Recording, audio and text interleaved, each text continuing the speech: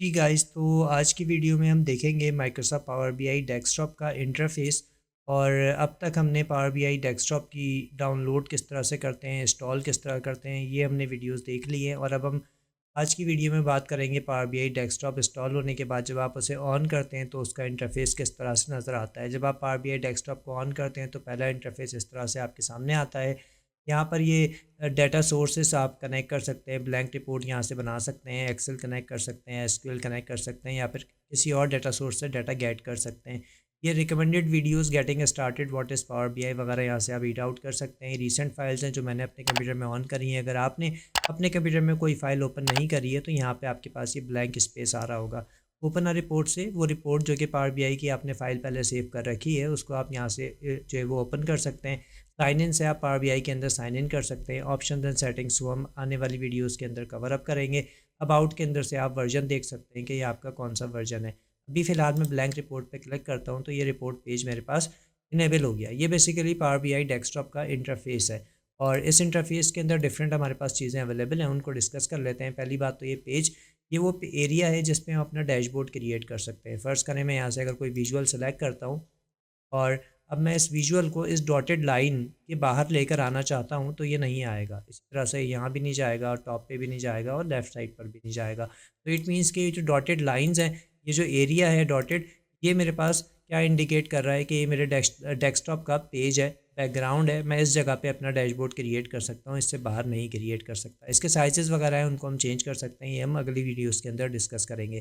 फिर यहाँ पे विजुअलाइजेशन पेन होता है, ये बिल्ट इन विजुअल्स हैं जो कि मैंने पावर बीआई डाउनलोड किया। आप भी करेंगे तो आपके पास भी ये सारे विजुअल्स, ये सारे चार्ट्स यहाँ पर आ रहे होंगे जो कि बिल्ट इन चार्ट्स हैं।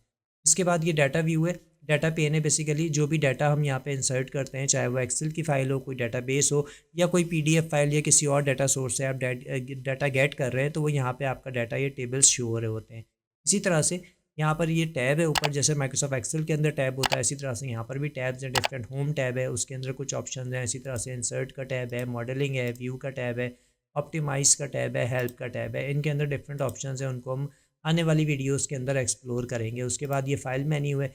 यहाँ से अगेन अपनी फ़ाइल को आप सेव कर सकते हैं, सेव एज़ कर सकते हैं, गेट डाटा।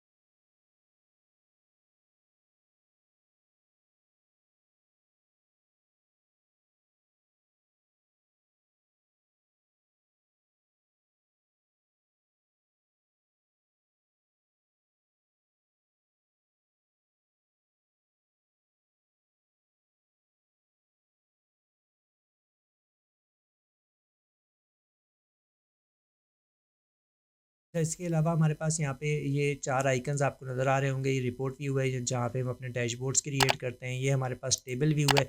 यहाँ पे जो भी डाटा हम गेट करते हैं, लेकर आते हैं टेबल्स, वो यहाँ पे हमें डाटा जो है वो एक्सेल की तरह शीट्स की फॉर्म में यहाँ पे नज़र आ रहा होता है। इसके बाद यहाँ पे हमारे पास ये मॉडल व्यू है।